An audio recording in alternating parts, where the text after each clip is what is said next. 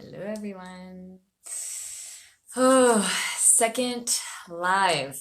Second live. I'm gonna get used to this, and who knows, maybe I won't be so terrified every time I press that button. Um, Today's topic that I'd like to talk about is perfectionism. So, practice makes perfect, apparently. In this regard to the lives, who knows, maybe it'll get better, but perfect? We'll see. We'll see after this conversation where we stand with perfectionism. So it's something that obviously came up because of these lives. The pressure that I became aware of that I was putting on myself for them to, yeah, to be perfect, to have all the elements, and for me to be clear and eloquent in the way that I share the information, and witty and all these things. And I'm like, it has to be that, because then nobody's going to want to watch them. It's not going to be interesting, and so on and so forth. So I put all this pressure on myself and was really scared to start doing them, and I kept resisting them and kept pushing them aside. And yet there's this part of me that loves to do this. Like, I'm so excited and so happy to be here and to connect with you and to share with you all the things that I'm learning, and in hopes that it inspires you and and lands, in a way that it empowers you as well. So that's why I'm doing these. Um, I have a few notes with me again, so just so you know, if I kind of look to the side, it's not that I'm not paying attention or that I don't know what I'm about to say. It's that I want to make sure that I get all the information out. And since I get nervous, then I want, something to support me in this process. Um, so perfectionism. It's something that I've noticed for myself that comes from fear of being judged and being pushed aside, discarded. It's something that I feel has stopped me from accomplishing a lot of things that I've dreamed of and desired in my life, especially as a dancer. The high hopes that I had for myself, and how this part of me that wants everything to be spotless, and how that stopped me from learning, because I wasn't willing to put myself out there, to stumble, to fall, to make mistakes, or to keep trying, even though I was getting no's, getting failures, failing. So I see how much it's had a huge impact on me as a dancer. And with my business, I had a conversation with myself and I said, okay, no, this needs to change. If I want to realize the dream that I have with this enterprise, then I need to be willing to fail. I need to be willing to show up and do my best, give my best, and possibly not get the result that I want. So then I started changing my mindset. Like, what else could I strive for if I can't do, if perfectionism is hindering me, is actually causing more harm than anything else. But I really appreciate quality in a performance, or quality in a presentation, or so. Then I was like, well, maybe I could strive for excellence. Do the best that I can in the moment, being who I am and knowing what I know and having what I have, and that is enough. If I look at that, all those elements, if I have all those elements in play, then I'm striving for excellence. And if I keep showing up and keep practicing, then I'm, showing up for excellence. So I actually like went through this process of wondering like what is it that I like where did this come from, first of all? Like I felt like I had to dismantle it. I couldn't just like shut off this part of me that's like needs to be perfect. It's not, I can't do it. Like where is that coming from? All this, you know, thank you, Natalie. Yes, awakened potential. Oh, I love that. It's beautiful. Um, and so yeah, like where did this come from? I wanted to know the the mechanism behind it. Why do I put so much pressure on myself? And then what came to me was the fear. Well, I named it before, like this fear of being rejected, this fear of not being liked, of being discarded, etc., etc. But like I went deeper and like where did it come from? And we all have these stories of being hurt while being in our full expression. These moments when we're kids and we do something without thinking, like just full on, and then someone comes in, or maybe many people come in and they make us wrong.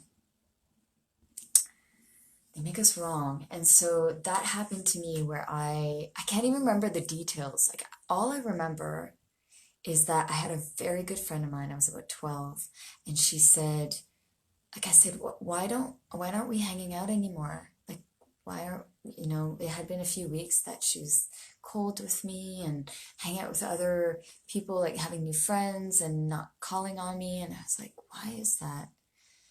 And then she said, because you're a show off. And my little girl brain was like, where is that coming from? A show off? What am I showing off about?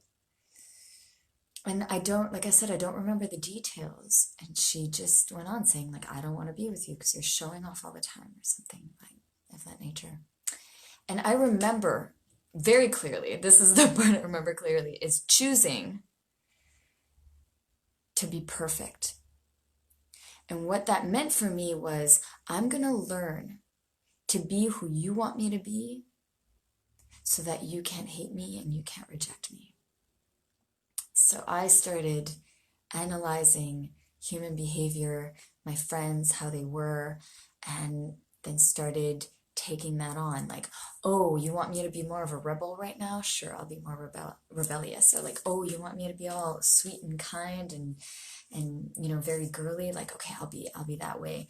And so I would kind of shape shift, if you will, depending on who I hung out with and what was asked of me in that moment. And I'm sure you can imagine the impact that had on my life. The loss of confidence, the confusion, because that only works for a certain period of time. At some point, I get rejected because I'm not being authentic, and people are like, something feels off, to people. So that started to occur, and then I was at a loss. I'm like, I'm doing everything perfectly. I'm doing everything you want me to do. And still you reject me. And that lasted for a very long time in my life. Until I started realizing that I had fallen into this victim mode. So that was a big eye-opener for me. So when my behavior of trying to fit in, trying to be mold myself into the perfect friend, perfect lover didn't work, then something else had to emerge, right? And that was the victim mode. And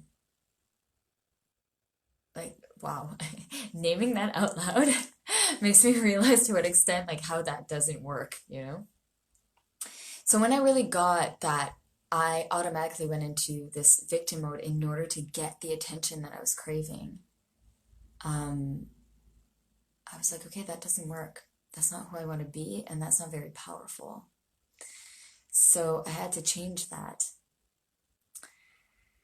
And by shifting the attention from being a victim to taking full responsibility of my feelings, of the way I behave, of my life, I had to make choices and take actions that were out of my comfort zone.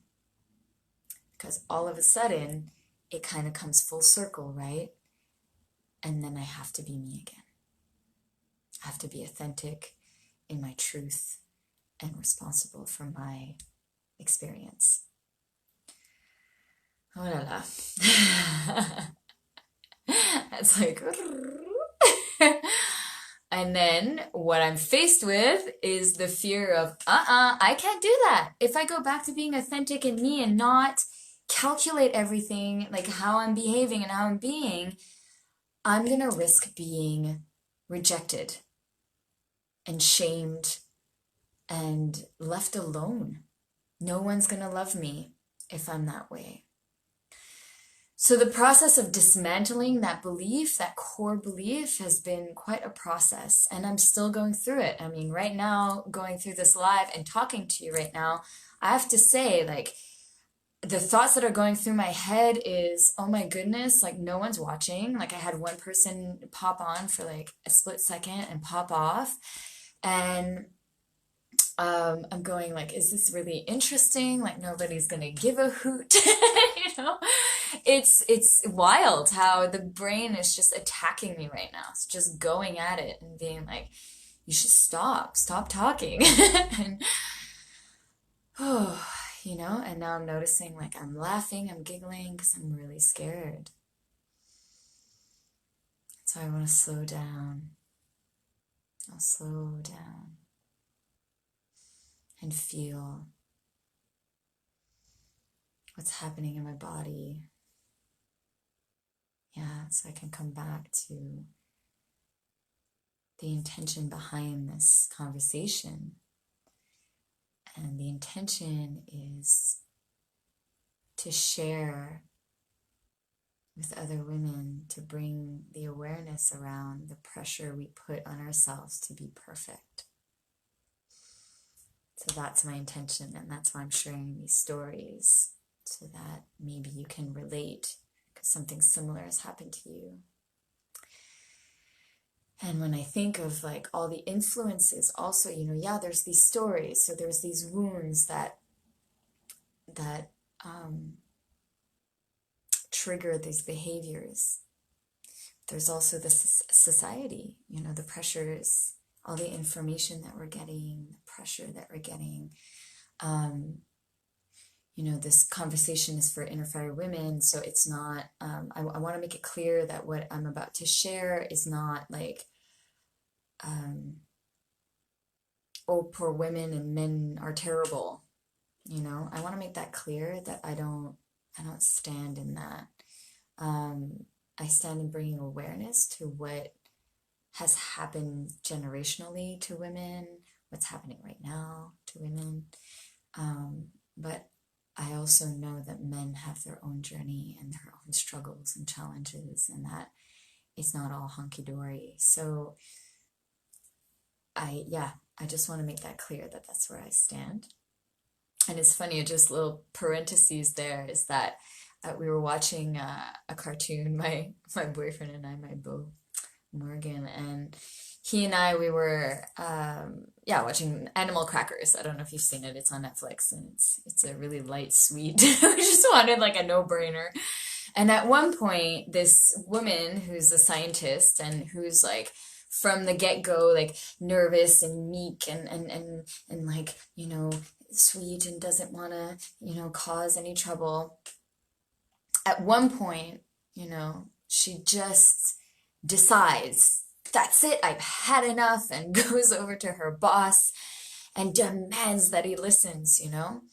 And so you see the evolution in her, like she's like, she's asking, um, to, uh, sorry, I got a call and it totally just like shifted my attention. So she comes in and she's changing and she's like demanding attention. And then, you know, the boss is like, all like, oh, okay, I'll listen to you. So she's totally in her power. And my boyfriend turns to me and he's like, you like that, don't you? Because I laughed or giggled or something in approval. And it was like the fourth or fifth time that something was happening that he named that, that a woman stands for herself, stands up for herself, and that he names that like, you like those moments, don't you? And I stopped because I felt like something was a little off with that comment, like as if what he was perceiving was, I love it when women take over men. I love it when women have power over men. No, no, that's not it. That's not it at all. I love seeing women in their full self-expression. I love seeing women be in their power, but one doesn't come with man crumble. It has nothing to do with that. I want the woman to be empowered and for the man to be like, hell yeah. Love it. Bring it on. Yes, step into your leadership. That's what I want. And so when I made that clear, he was like, oh, okay. And now like it shifted. Like he was able to celebrate those moments with me, not thinking that like I take a stand for women to have all the power and for men to cower in front of them.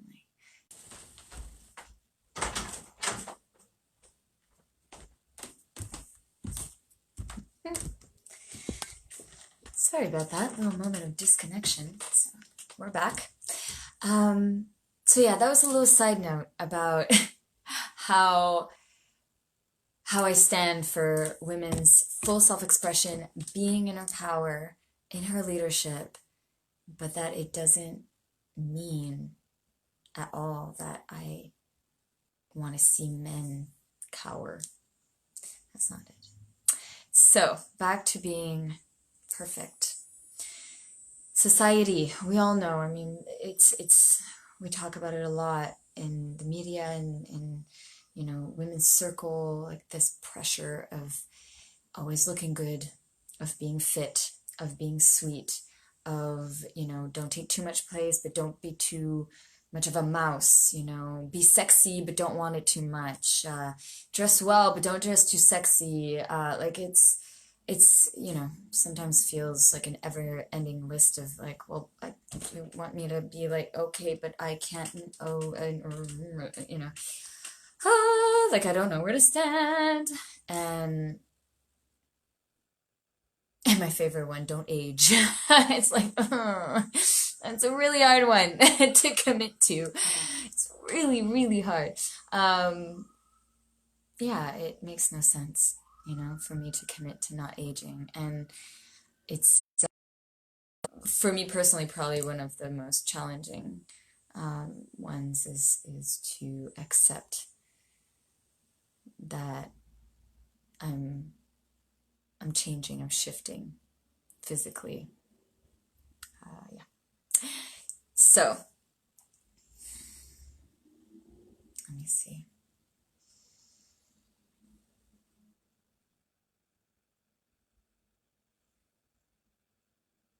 In order to change, no, let me take that back. In order to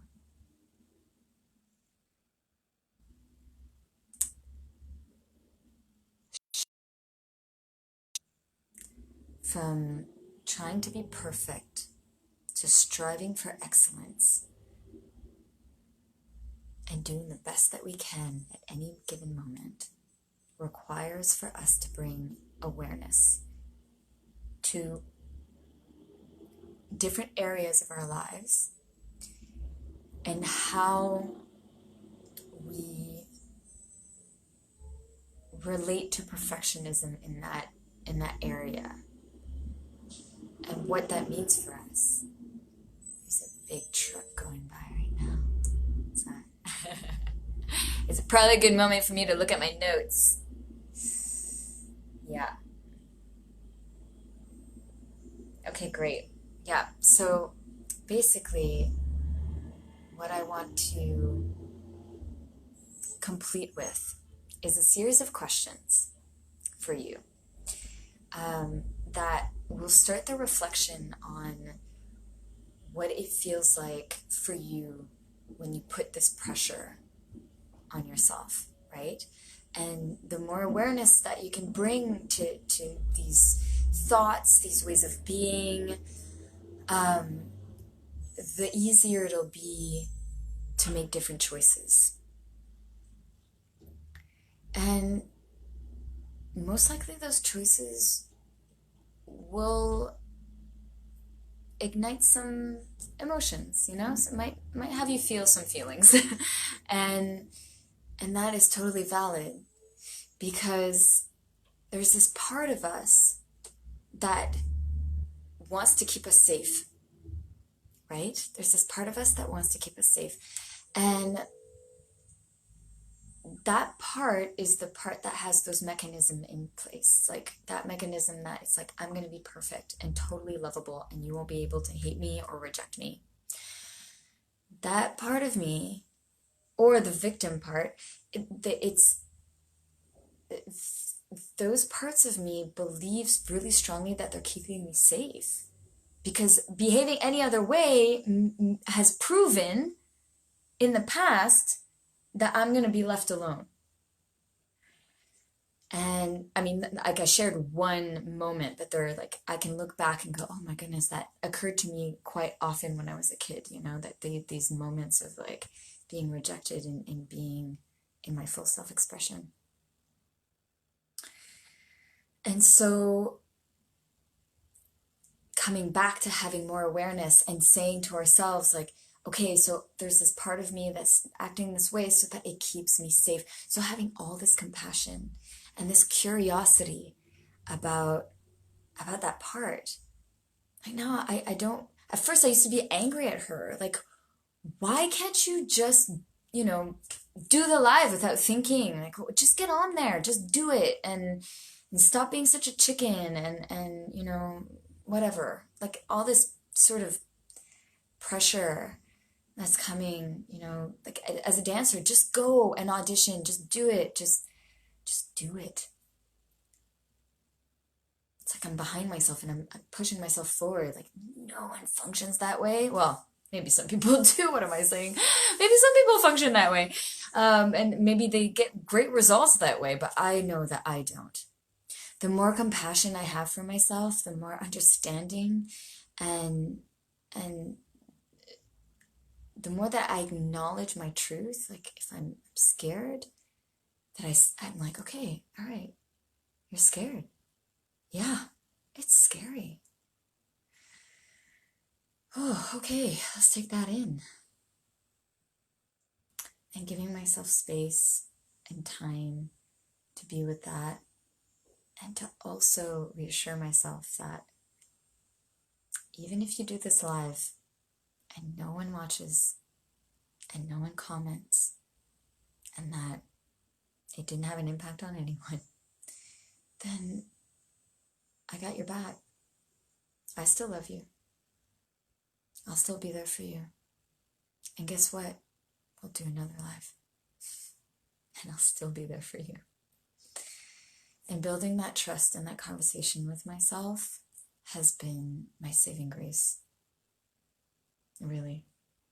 I wouldn't be who I am today, and I wouldn't have developed or like Inner Fire Dance would definitely not be where it is today if it wasn't for those conversations that I had with myself and developing that trust that I'm going to have my back, that I'm going to love myself, even if I don't get the results that I want from putting myself out there. Yeah. So I have questions for you. take a piece of paper, a piece of paper and a pen, and I have questions for you to start exploring what perfectionism, like what the impact that it's having on your life. So my first question is, how do you feel about being perfect? What does that mean to you, being perfect? How does it affect your life? You know, what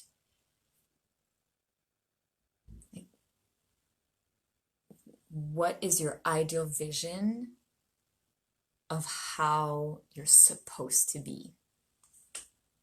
So that's your first question. How do you feel about being perfect? Or does it make you angry? You know, oh, it makes me angry, the thought of being perfect. Like, and they might be two things. Like, I know for myself, like, there's a part of me that loves that energy of like, I'm gonna get this down so good. You know, I have that. Oh yeah. And sometimes it comes out on towards other people. If people are working with me, like, I'm very demanding. And then, you know, there's this other part of me that's like, ay, ay, ay. Chill out, you know? Take off the pressure. Breathe. So there might be, you know, I hate that part of me sometimes, that other part of me. So yeah, there might be two sides to it. Second question, in what area or in what ways, so in what areas and in what ways do you struggle or resist being in your full self-expression?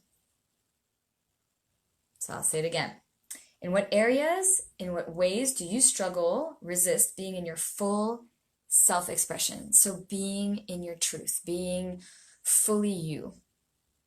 In what areas and in what ways do you back away from that? So that's a really good one to start seeing the impact of the pressure you put on yourself. Like, how is it impacting your life? And lastly, what are the demands, the pressure you feel, or the judgments from yourself or others that stop you from expressing yourself?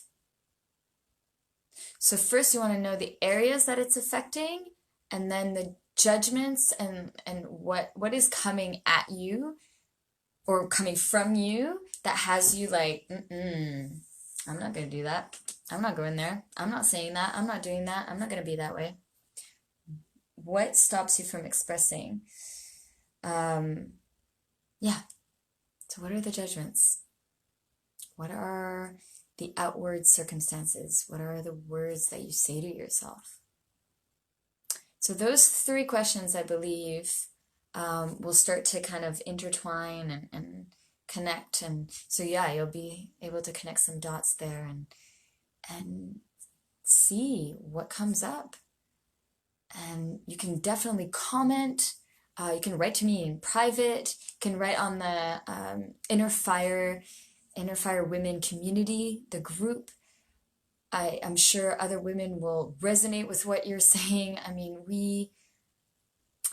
the details are different, you know, our stories are different, but ultimately there is the pressure, you know, the kind of pressure is very similar.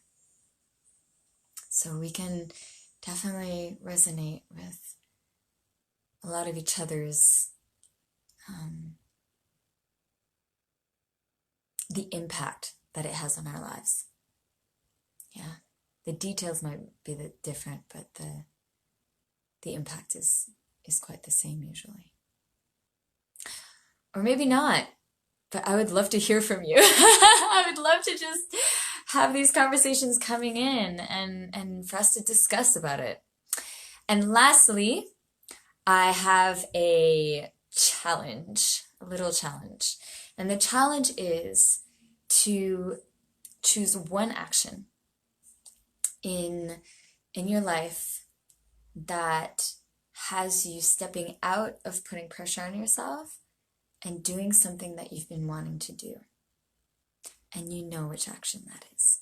It's the one that keeps talking in the back, like, oh, God, I should do that. Maybe, maybe I'll do it later. Yeah, that's the thing I should totally do, but I haven't. That one. That's the one that you want to look at and possibly do. That's my challenge, is like, take away the pressure, take a step towards that, and see what happens. And then have your back after. Yeah. Go in the mirror. Say, hey, that was amazing. Good on you. You did great. Yeah, and next time, and later, after you've like told yourself how awesome you are, because you are, then later, a few years later, a few hours later, you can come back and be like, okay, so what could we do differently that will have us striving for excellence still, What's that next step that's going to make it even more awesome? But not right away. Because if you start going at yourself right away, chances are you probably won't want to do it again. Because it's just like, externalize it, right? All the things that we say to ourselves, take it out of yourself. Like, I don't know, you're a failure. Oh man, I've had that for so long. Tell it like, you're such a failure, Mel. You really effed up. Like, what is that? I was really tough on myself. Sometimes it comes back, but I catch myself, pretty quickly now. But anyways, I thought to so I would take that outside and thought, oh my goodness, imagine if my friend would say that to me. No, you're such a failure. You really effed up. Like, that's terrible. Would I want to keep a friend who would say that to me? Really? You're a failure? No. I don't want to keep a friend who would say that to me. No, a friend, a lover, a parent, like, no, that's not acceptable. So why do I accept it for myself? Yeah, when I realized that, I was like, okay, gotta stop that. And it's a practice. It's a continuous practice. Loving myself, accepting myself, showing up, being my full expression, living from my truth, being authentic. All those things. It's a major practice. And it's continuous. But it's marvelous. It's a path that is, not smooth and has, peaks and valleys, and sometimes it's like, there's like so much foliage and so many things happening. But it's magnificent, it's tropical, and it's abundant in gifts and in moments, spectacular moments. And I keep learning and growing and transforming and breaking through limitations and seeing more and more possibility. I'm enjoying it. It's not easy, but it's wondrous. It's magnificent. Yeah. I think that's all for today. Thank you so much for taking the time to watch this. And my invitation is really to take moments to see what you say to yourself and the impact that that's having in your life, or what you're allowing yourself to be shaped by outside influences. Like, how are you allowing that, and what's the impact from that, and then making powerful choices, either choosing it, I want to behave this way, and I choose it. Or being like, maybe that doesn't resonate with me anymore. How can I change that? Okay. Wishing you a wonderful day, the rest of your day. And please comment or message me, as I said before. If you'd like to share anything, it would be more than my pleasure to connect with you.